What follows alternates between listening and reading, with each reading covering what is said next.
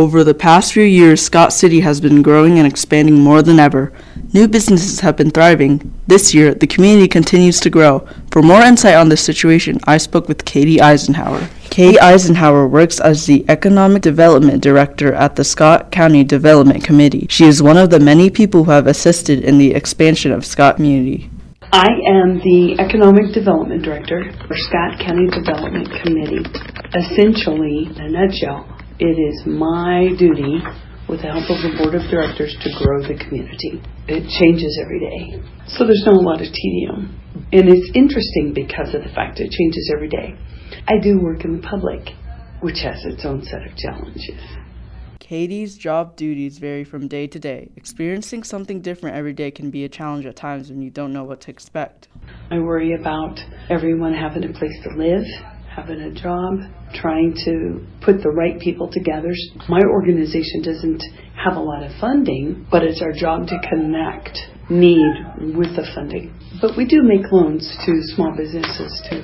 And I have several $100,000 to do that with. While she experiences many difficulties, Katie Eisenhower's job demands leadership and critical thinking. My job is to make others move into action. So a good economic developer raises the temperature in the room enough that people are uncomfortable and it makes them move to take action. So whether that's the city council, the county commission, the school board, my own board, I deal with the higher level organizations, of course.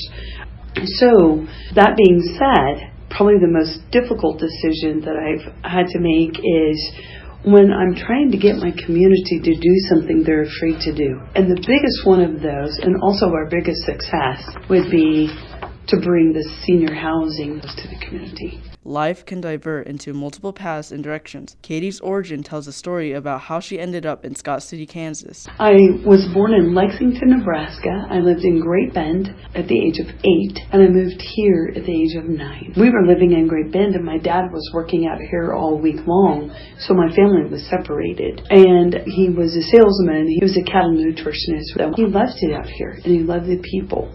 And it wasn't healthy for my family to be split up like that. My parents are very close. They're still married and alive today in Scott City because he had a big territory.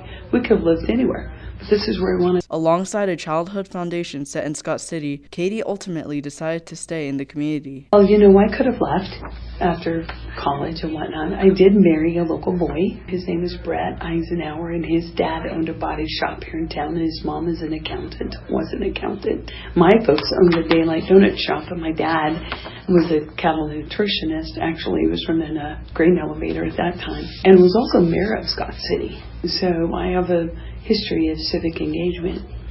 But I think I chose to come back because, I'll be honest, part of it was safe.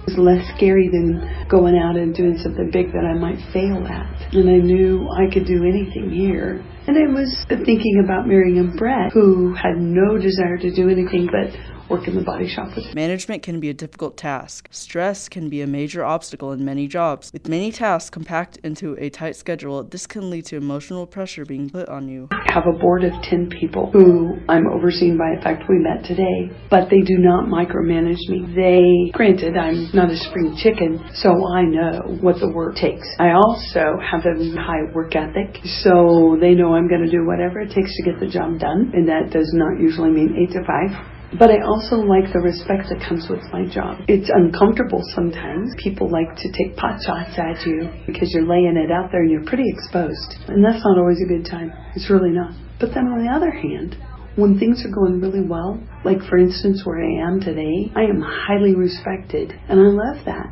It feels really good. It feels like I succeeded. I may not have succeeded in a big community, but in my small corner of the world, I've made a difference. With stress weighing on her shoulders, cooperation is an important piece in completing her puzzle. Katie's committee assists in fulfilling her assignments and responsibilities. Most times it's stressful because there's a lot of responsibility. I'm the only person in my office currently. I have meetings that I have to attend to across the state. We have a lot of things on the table all the time, mostly because I created that, right?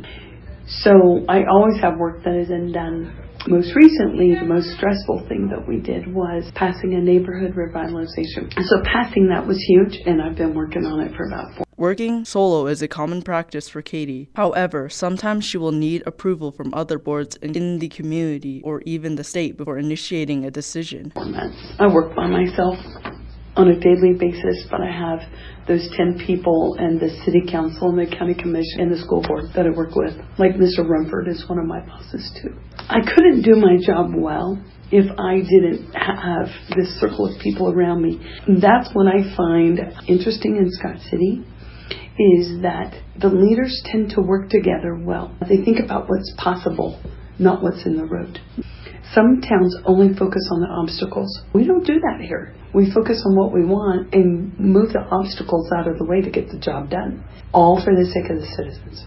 We're probably the leader in all conversations about housing and workforce. If there are some other things like the Community Foundation, they're a fantastic partner of mine.